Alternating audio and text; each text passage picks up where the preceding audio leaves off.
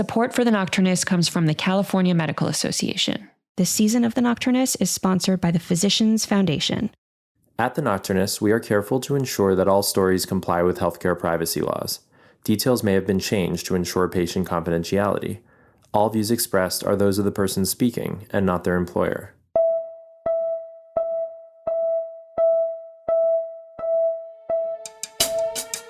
You're listening to The Nocturnists, stories from the world of medicine. I'm Emily Silverman. As clinicians, it can be tough to snap out of medical mode when our loved ones get sick.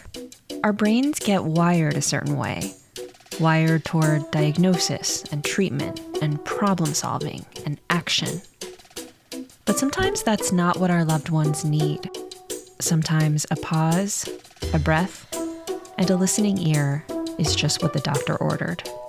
In today's episode, Dr. Anthony Williams talks about the lessons he learned and unlearned about how to handle life's hardest challenges, and how this all came to a head when his partner developed a mysterious chronic disease.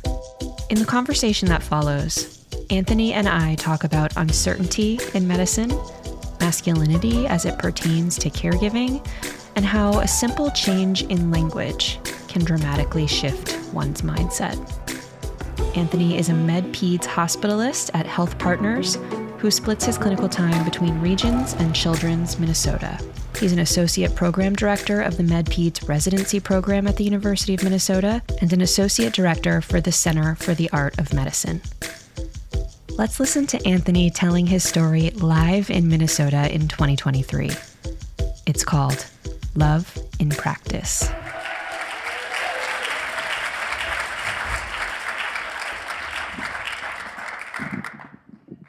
It is complete chaos in this gym right now. Kids are slipping and sliding all over the dusty court. Coaches are yelling, and the parents, the supposedly responsible adults here, are just up in the stands losing it. And even for a second grader, I am tiny. So my bar for success here is pretty low. I'm just trying to survive this YMCA basketball game. Now, my pregame lecture from my dad, who's also one of the coaches, centered around me shooting the ball more and being tough. It is the third quarter, and I am busy failing spectacularly at both of these things when a kid from the other team comes out of nowhere and shoves me to the ground. Now, for good measure, this kid makes sure to take the time to stomp on me several times before running away. So I get up and I limp to the bench, crying about my scraped knee and bruised elbow. And for the life of me, I cannot meet my dad's eyes as I tell him that I don't want to go back into the game. Now, he doesn't force me to, he doesn't make me go back in, but in that moment, I can feel his disappointment with me. So later that night at our family talk table, which is just our dinner table after the food gets cleared, my parents are sitting at either end, my younger sister's to my left, my older brother's across from me, and there is this pleasant aroma of spaghetti and garlic bread hanging in the air. But we all know that dinner ain't over until the analysis of the game is done. So it's not long before my dad leans forward to rest his interlaced hands on the table, and I get a spike of anxiety at this because I know that it is time for the lessons that start at basketball but always seem to generalize to the rest of life. So for my dad, it's, Anthony, you need to be more aggressive and impose your will out there. When it's game time, you got to figure out how to flip that switch and handle your business. And from my mom, it's, everybody gets hurt sometimes, and that's okay. But don't make yourself a target by announcing it to the world. Now, the talk table is a huge part of our upbringing. It's where we learn how to survive street fights, how to interact with the police, and how to stay out of trouble with teachers. And these are some of the crucial lessons that I lean heavily on to make it through med school and residency. But these are also the lessons that I carry into my marriage. So in 2016, my second year of residency, my partner starts having these episodes of unexplained hypoxia, which is just low oxygen in the body. She's actually on home oxygen for 8 months, and over the next year, there are all these tests and specialists and hospitalizations, but she never really gets a diagnosis. We fast track our wedding, both for the health benefits and because we don't know how much longer she's going to be alive. And it's not until July 2018, over 2 years later, that any kind of acceptance finally arrives for us. The smells of late summer and life waft through the open windows of our small apartment, only to be swept away by the somber currents of goals of care. It's been 3 hours of heavy, heavy conversation and a box of Kleenex later, but we're finally here. No more ERs and no more hospitals, she tells me. The next time I have an episode, I want to manage it at home. And despite the palpable sense of unease bordering on dread that I feel, I agree to this. Now it's August 2018, barely a month later. It is a Thursday night and my entire body is just taut with tension. I've gotten her as comfortable as I can in our queen-size bed, tucked under her favorite weighted blanket and a thick blue comforter, but our home pulse ox is still reading in the upper 70s and she's just not bouncing back like she usually would. She can't talk to me, but she can still communicate with her eyes. They're this beautiful hazel color with scattered speckles of dark brown, and they seem to be asking me, begging me, please remember our deal. Please remember what we agreed to. They're the same eyes that I fell in love with when we were 20, and they were just so full of anger and righteous indignation because she wanted me to apply to the scholarship or something, and me and my infinite 20-year-old wisdom was like, nah, not doing it. That is a complete waste of time. We argued about this for weeks and weeks and weeks until finally, with the deadline looming, she did my entire application for me, in addition to her own. And on the due date, she storms into my room, slams the paperwork onto my desk and says, all you need to do is sign. I've done everything else for you. And if you're too stubborn or too stupid to do even this, then no one can help you. I was so pissed. But I signed because I'm not 100% foolish. And that's how we both became McNair Scholars. She's always, always had my back. And her behavior, it aligns with the most important lesson from the talk table. Life is not about your emotions or what you want to do. Life is about what you need to do to survive and what you need to do to protect your family. And with that, there is this switch inside of me that flips. This terrible situation is no different than being pushed down on a basketball court. I can give up, go to the bench, and potentially let the most important person in my world die, or I can man up and handle my business just like I was taught. So I tell her I'm gonna call 911. And when I do this, I see something that I've never seen before. I see a light leave her eyes as they tear up. And the person who is looking back at me in this moment, she's different than the one I married. She's muted and less vibrant. Fast forward through another hospitalization and another discharge, which are all things we've done before. But what's different this time, though, is her. After this admission, she's just withdrawn and distant all the time.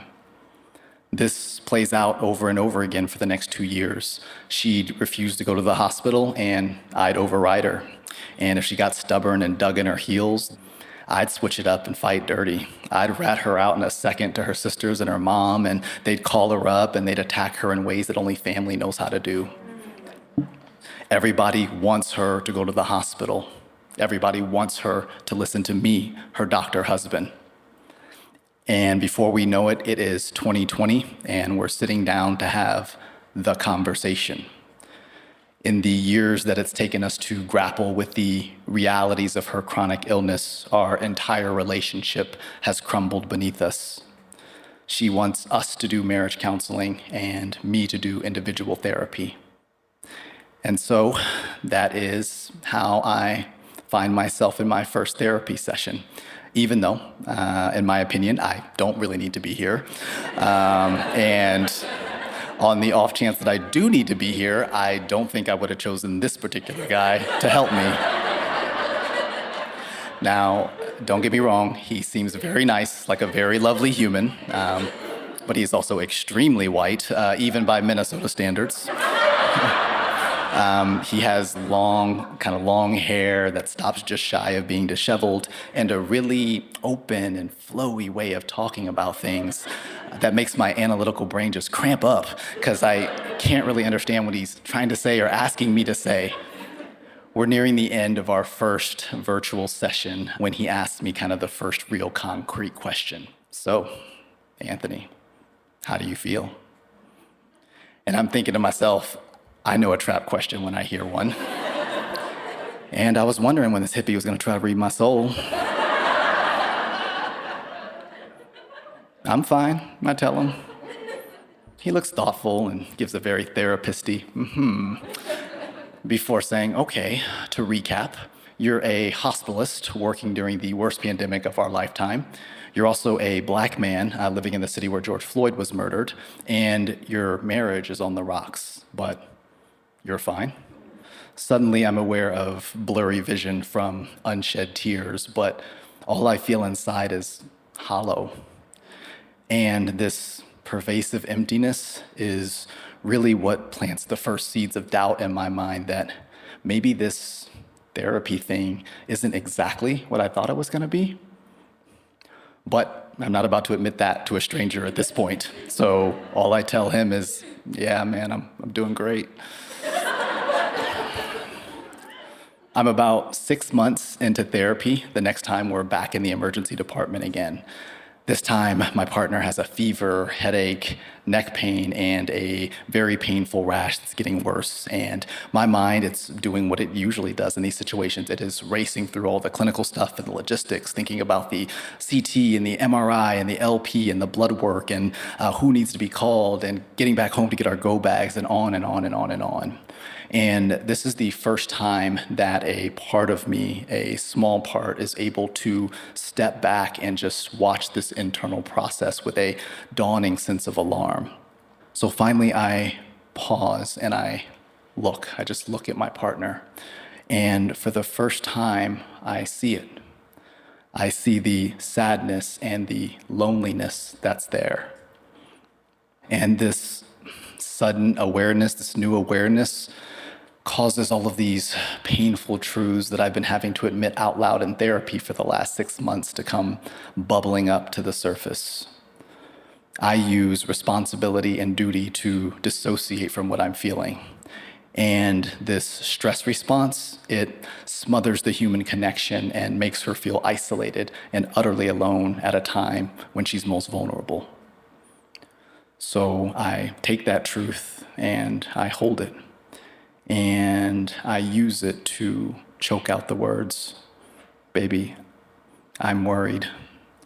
Please talk to me about what's going on with you. And there's a flicker of surprise in her eyes, but she talks. We talk. Not about her symptoms or what tests are coming or who needs to be called or anything like that. We just talk about us.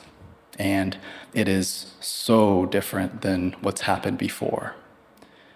And as the MRI and the LP and the blood work all start to come back relatively normal, we get a choice. Get admitted to OBS or continue monitoring at home. I look over at her again, but now her shoulders are slumped and she won't meet my eyes. She doesn't have the strength anymore to fight this foregone conclusion. More hard questions from therapy fill the silence between us. How do I balance my fear of losing her with the necessity of respecting her autonomy? Her expression changes from what it was to this this mixed look of surprise and wariness when I ask her, "So, what do you want to do?" When we finally get back home, we collapse on the couch, wrung out and defeated. She curls up next to me and says, "Thank you. That's the first time I didn't feel alone there." And then she falls asleep.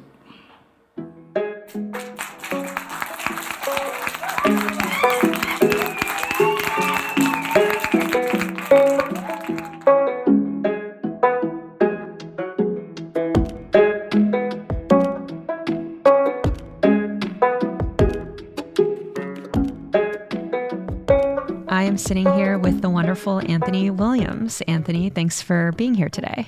Thank you so much for having me, Emily. It's a pleasure to be here.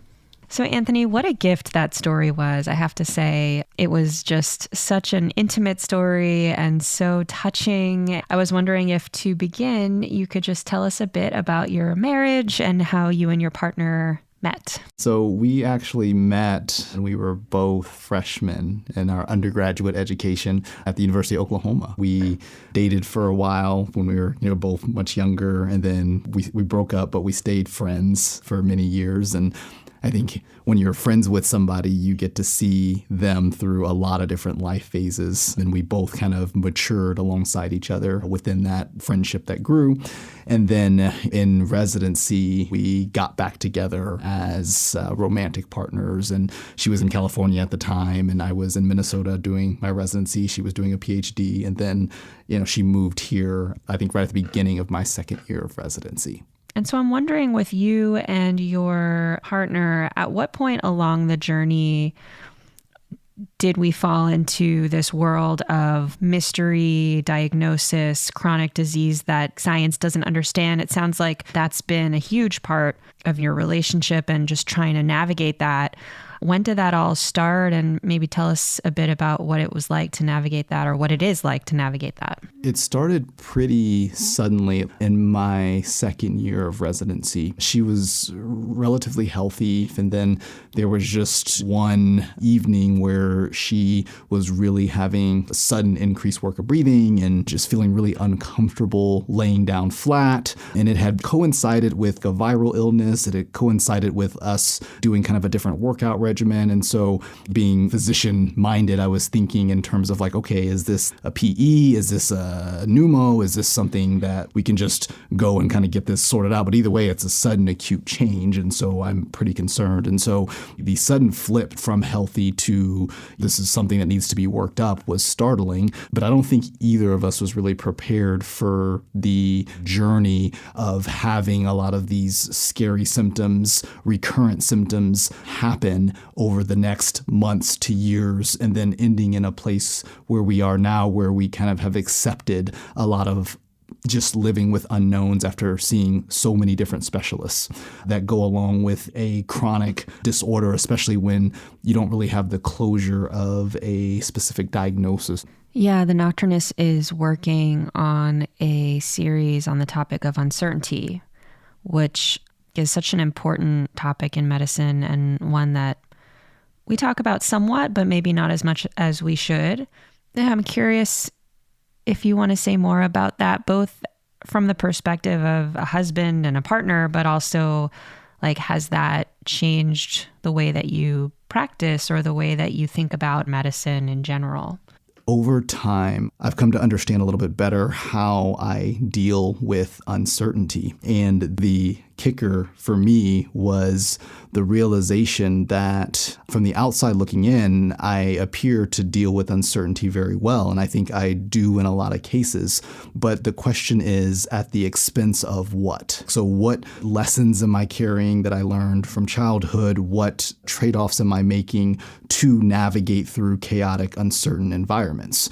And so one of those trade-offs is a certain suppression of discomfort, of a lot of other things that go along with that. And so walking into the hospital, trying to figure out a clinical diagnosis, operating as a resident, I think my external presentation in terms of how I navigate uncertainty would say, okay, yeah, does a good job, doesn't appear distressed a lot by uncertainty.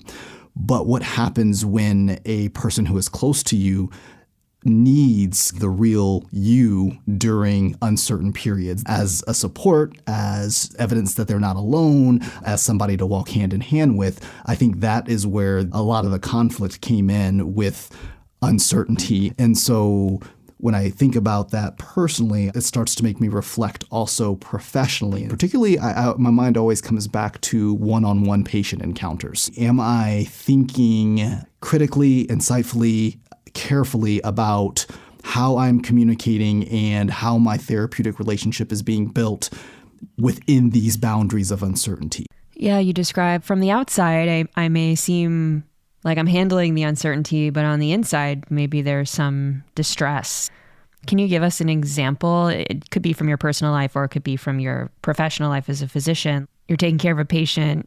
You don't know what's wrong with them. Do you feel like you have to project certainty, or are you projecting a comfort with uncertainty? Bring us into that inside-outside, I look like I'm okay and I'm not difference.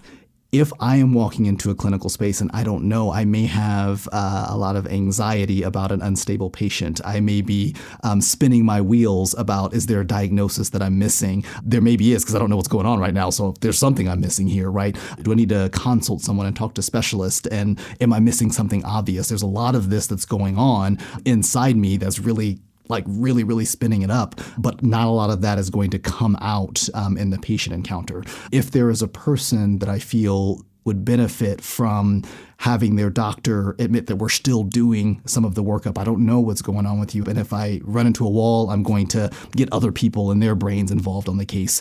If there's patients that benefit from that, then that's the route I go. Some patients need a little bit more certainty, but all of this is kind of beyond what's actually happening inside of me at any given moment. And so the long-winded way of answering your question would be to say that there is a chasm essentially between what's happening inside and then what actually comes out after you do all these operations on that uncertainty.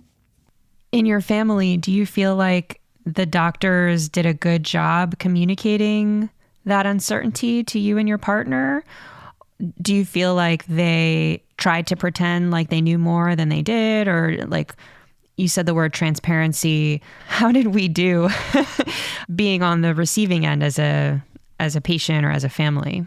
Overall, I was actually really happy with how it transpired. Now, there are some asterisks there because for many of these admissions, she was in hospitals that I worked in. And so it's different when you know a lot of the physicians that you're working with. And it was by no means, A+ across the board. There were some encounters that, I was not happy with and she was not happy with. But by and large, the communication of uncertainty was well done, compassionate. And as you're probably aware, there's also the other side of, being on the text chains with my, co-residents and friends. And so, and those are blowing up with like, hey, did they check this? Did they check that? What about this? What are we thinking about that? And so there was a lot of that going on in the background too, especially in the earlier years.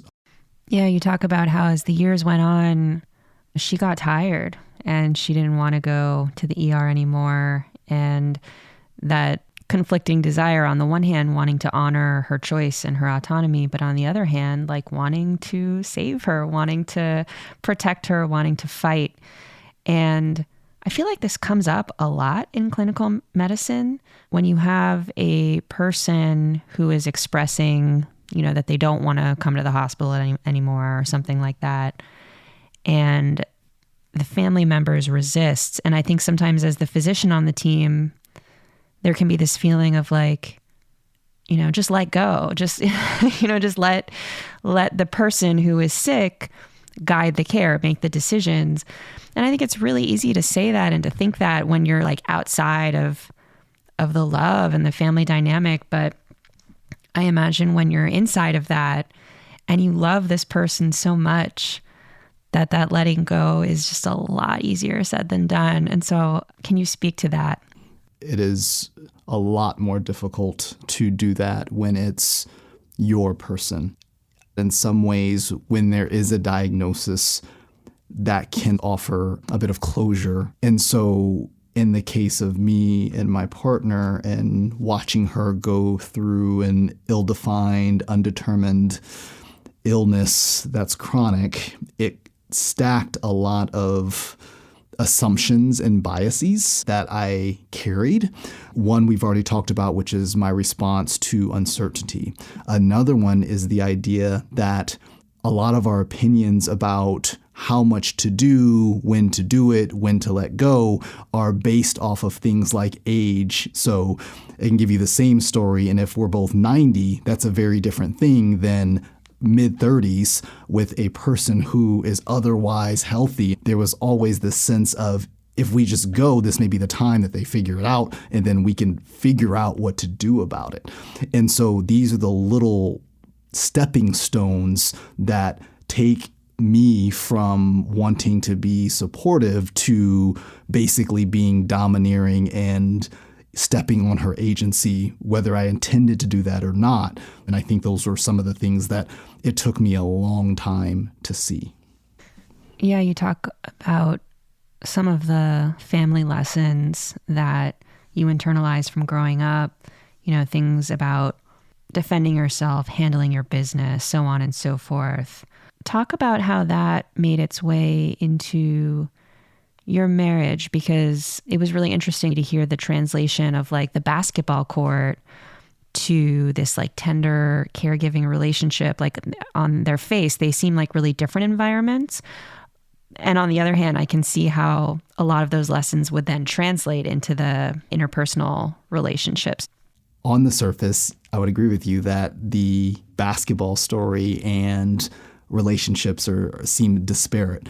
What they have in common and how my parents and our family used sports when we were younger, we all played, me, my brother, my sister, we played from really young till we graduated high school. Sports was used as a testing ground, training ground, its own sort of school for the types of lessons you need to learn when facing adversity.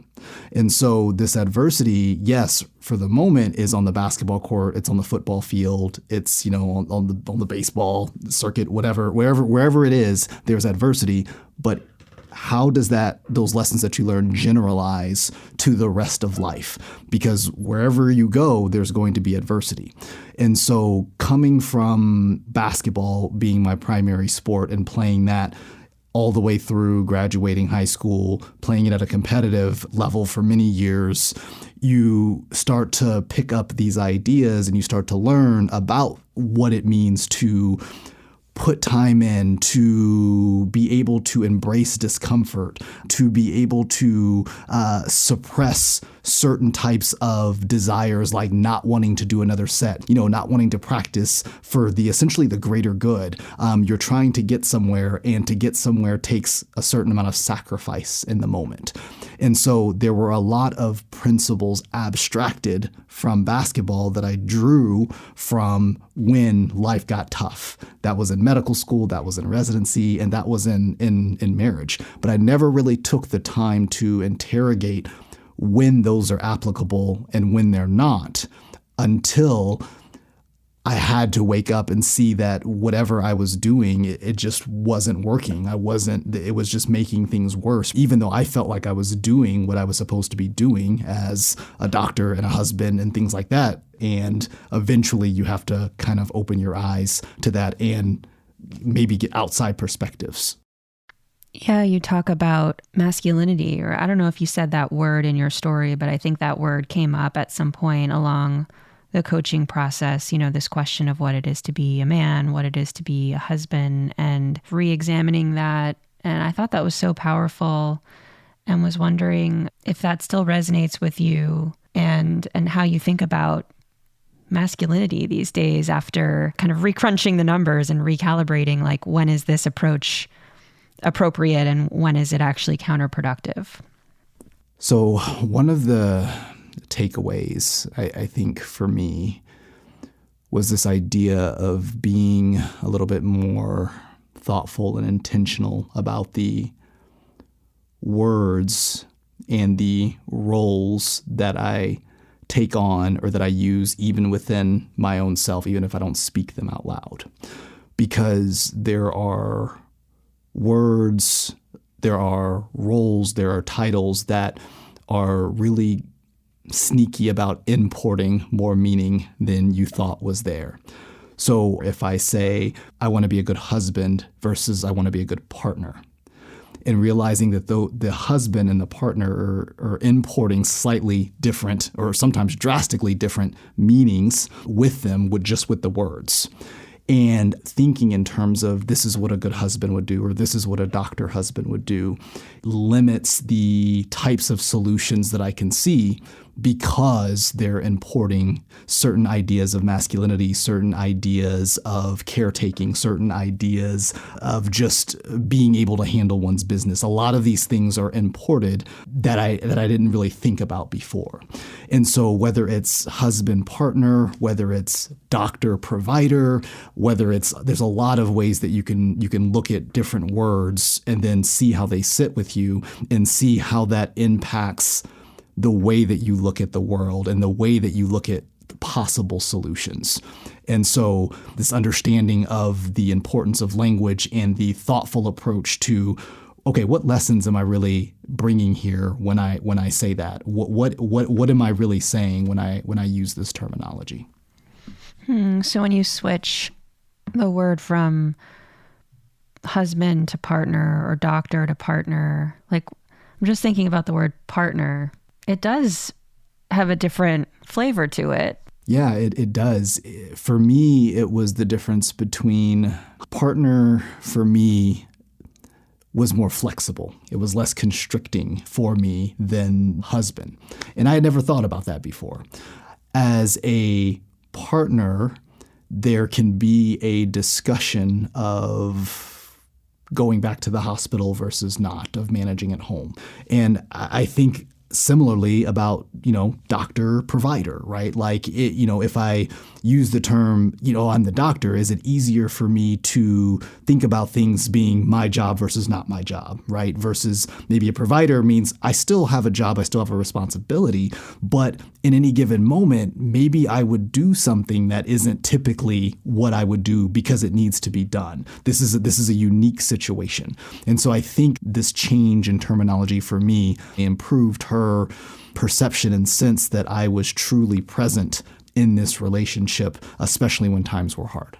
Yeah, that moment at the end of the story where she looks up at you and she says, "Thanks for that. That was the first time I didn't feel alone." And then she falls asleep in your lap. It's such a small thing, such a small moment, but also so big, like such a big difference. And it wasn't a huge shift. It was just taking a beat, pausing and asking like, well, what do you think? Or, I guess releasing the wheel a bit, or I don't know how you would describe it. Just as you said, it's a small moment, but it is an inflection point. It is a ray of hope that says perhaps the trajectory of what's been happening will change. And the work is ongoing, right? Like there's no wrapping this up neatly with a bow. You don't undo years of trauma and all this stuff just with one time that you happen to not be crappy at it and then we're all good. This is a daily practice. Yeah, it really represented, I think, for me as a listener, like a shift in mindset and the beginning of something new. And as I was re-listening to your story this morning to prepare for this conversation, I was reminded of an internal medicine resident that I worked with in the hospital. And he had always wanted to do ICU medicine from medical school on, and even through the beginning of residency. He was going to do pulmonary critical care. He was going to work in the ICU. He was going to save lives. He was going to intubate. He was going to throw in lines. He was going to, do chest compressions and, do all these things. And did a bunch of ICU rotations and realized that there was something missing. And he didn't actually like it as much as he thought he did. And that he was feeling more drawn to the end of life conversations and the deep listening and the family meetings and that environment than he was to the acute phase of like stabilizing people once they were admitted to the ICU. And he was really thinking about transitioning his career plan from ICU to palliative care. But he was really afraid to announce this to his friends and family. And when we were talking about it, he brought up this example of, it was another sports analogy of being in Little League and swinging and missing the ball a few times, and then his coach yelling at him, and he was sitting in the dugout and he was crying. And, then the coach saw him cry and said, why are you crying? Kind of shaming him for crying, basically. And he was linking that memory to part of why he was struggling to come out, so to speak, as wanting to do palliative care. And so I was just thinking about that story today, and then thinking about your story, because it's kind of a similar shift. It's like going from an action-based mode to more of a listening and receptive mode. And it ties in with, as we said, masculinity and things like that. So I'm just curious if that resonates with you at all. When we're young, when I was young, there were so many lessons to be learned, and a lot of them were immediately applicable. So, the kid in the baseball story, he's going to keep playing baseball, presumably, or t-ball or sports. That's going to be reinforced over and over and over again. What they're teaching us is to help us survive and be successful now, and to go as far as they can see. But once we get to that edge, then it's on us to figure out what else you can see. When you get to that next mountaintop, what do you see? And you, me, kind of us as individuals have to be able to do that work if we want to continue to progress. So at a certain point, these lessons that were given to us, that we learned, at some point, and I don't know when, there's this transition in terms of responsibility, in terms of like, hey, okay, now I've got this, and this has carried me as far as it can carry me. It may carry, the person in your story all the way to figuring out he doesn't want to do ICU and wants to do palliative care. It may carry me all the way into residency and into marriage with a partner I love very much. And then that may be the plateau with what I have. And that doesn't mean you jettison everything, but that does mean that to continue to move forward, you have to start to kind of go through your chest of stuff that you brought and start like, okay, I got to throw that out. I can keep this. I got to fiddle with this to make it useful. And I think that is how I've started to think about kind of over the big arc. So you went on stage and told this amazing story, and I'm just curious if you received any thoughts, comments, feedback from your peers and colleagues and family and friends. Like how did people receive your story? I got a lot of support, a lot of hugs, a lot of texts, just a lot of support. And immediately after telling the story, there was just this endorphin rush. I just felt like so good. And I was like, that was amazing. It also felt a little bit like I had a dissociative fugue, because I was like, was that me up there who told that story and like shared some really vulnerable things on that stage? So you are in Minneapolis, and your hospital has the Center for the Art of Medicine, CFAM, which is an incredibly vibrant community of like medical arts, medical storytelling, all of that good stuff. It's so fantastic. You seem to be in the right place for this. So I'm just curious, do you have any plans to keep storytelling in any way, shape, or form, or stay connected to that community? And what does the future hold for you, not just as a physician and a husband/partner, but also as a storyteller, as a creator? Being a part of the Center for the Art of Medicine is just one of those things that is so awesome. I could have never predicted that would be a thing, right? If you told me 10 years ago that I would be a part of this, working with amazing people, getting to, write, create, and support other creators, I don't even know I would have had a place to put that information. I'd have been like, that seems like that's ridiculous. I don't see myself in that vein. So yes, I see myself continuing to be a part of this, because not only do I enjoy it, but I also think that it is so integral to the work that we do as physicians. And it's also really an important part of physician development in terms of being tapped in with medical students and residents and attendings from early career to late, seasoned attendings, right? Like, there's something for everyone under this umbrella of humanities, creativity, blended with medicine, patient stories. I see this as part and parcel to who I am. And one of the things that everybody else, all the other amazing people that I get to work with in CFAM have in common is that we all would be doing this even if there was no umbrella for us to fall under. And I think that's what makes it so amazing. We'd be writing, we'd be trying to create TV shows, we'd be out there pursuing, social justice. There's just so much stuff there that we would do even if there was no umbrella. But now there is an umbrella and there's a framework, and then we get to feed off each other. And that's really, really cool. And I am, just ecstatic to be a part of that. I have been speaking with Anthony Williams about the story that he told in Minneapolis in 2023. Anthony, thank you so much for sharing your story with the Nocturnist audience and for coming on to speak with me today. Thank you so much for having me, Emily. It's been a pleasure.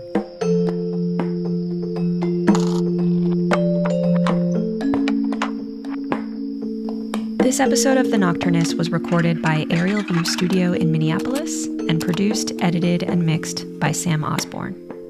Today's story was coached by Molly Rose Williams and Kristen Moe and performed live at the Nocturnist show REBIRTH at the Parkway Theater in Minneapolis in April of 2023 in partnership with the Center for the Art of Medicine at the University of Minnesota.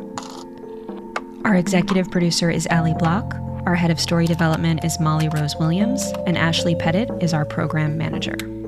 Our original theme music was composed by Joseph Monroe, and additional music comes from Blue Dot Sessions. The illustrations for this season of The Nocturnist are by Stephanie Singleton. The Nocturnist is made possible by the California Medical Association, a physician-led organization that works tirelessly to make sure the doctor-patient relationship remains at the center of medicine. To learn more about the CMA, visit cmadocs.org. This season of The Nocturnist is sponsored by the Physicians Foundation, which empowers physicians to lead in the delivery of high-quality, cost-efficient healthcare by attending to physician well-being, supporting medical practices sustainability, and helping physicians navigate the changing healthcare system. The Nocturnist is also made possible by donations from listeners like you. Thank you so much for supporting our work in storytelling. If you enjoy listening, please like, share, subscribe, and help others find us by giving us a rating and review in your favorite podcast app. To contribute your voice to an upcoming project or to make a donation, visit our website at thenocturnist.com. I'm your host, Emily Silverman. Until next time.